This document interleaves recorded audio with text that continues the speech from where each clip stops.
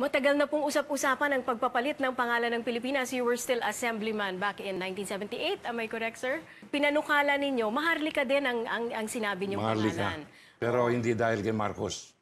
Kasi Well, Marcos was a scholar, a brilliant UP student, kaya alam niya ang kabanalan ng katagang Maharlika. Pero hindi siya nagpanukala kailanman na gawing Maharlika ang Pilipinas. Kung tayo nagkakaroon ng anak, ipinapangalan natin sa mga mararangal na tao, pero pinangalan tayo kay King Philip II of Spain. Si King Philip II ay anak ng magpinsang buo. Si King Philip II of Spain, nang iputong ang korona sa kanya, ang una niyang ginawa ay ang kung tawagin auto da fe, na sinunog ng buhay ang libu-libong mga Muslim. Itinali niya sa staka at sinunog na buhay ang libu-libong Muslim sa Spain. He was good Catholic, that's what they thought. So isa po ito sa mga argumento, no? We're named after a king who wasn't exactly the most benevolent king. Pero apart from this, ano pa po yung ibang dahilan? Ang pangalang Maharlika, maganda rin daw talaga ang ano, no? Ang It is a divine name.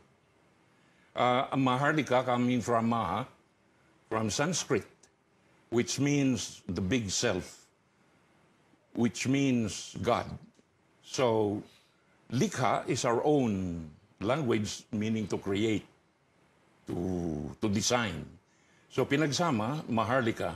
Ayon nga sa philologist, ang ibig sabihin ng Maharlika, nobly created, kaya banal. It is a divine name. Sa tingin niyo po ba, pag nagpalit tayo ng pangalan, halimbawa Maharlika, magandang ibig sabihin, will it affect the mindset of the Jerry, Filipinos? it's a good thing you said that. Pag ikaw ay gumagamit ng matagal ng damit na hindi nilalaban, madumi na at mabaho na, pag ikaw ay naligo, pinalitan mo yung damit mo ng bagong laba, gumaganda ang pakiramdam mo.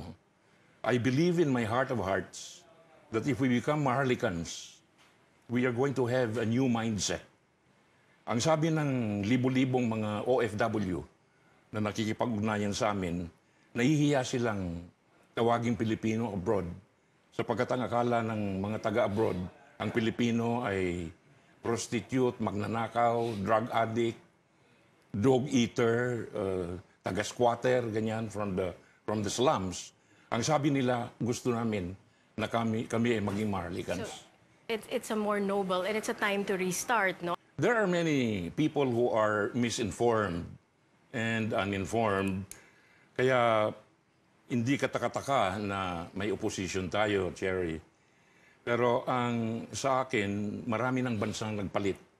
Only recently, ang Burma, Myanmar, ang East Pakistan, Bangladesh, ang Siam, naging Thailand. Kung tatawagin mo ang Thai na Siamese, baka may insulto, no? At marami pang ibang mga bansa nung nagdaan. Ang Mesopotamia ay naging Iraq. Ang China, Cathay. Ang Nippon, Japan. So you think it's time ang for Ceylon the Philippines? ay naging Sri Lanka. At mula nung sila ay magbalit ng pangalan, they can vaults to progress and prosperity. At nag-iba ang pag-uugali ng mga tao. Imagine that tayo ay pinangalan sa isang hari na namatay sa syphilis. When he died, his body was full of ulcers, dripping with pus. And it was a communicable disease. They called it social disease. Imagine that, pinangalan tayo sa isang taong namatay sa AIDS. Palitan na natin dun sa divine name. And we are happy.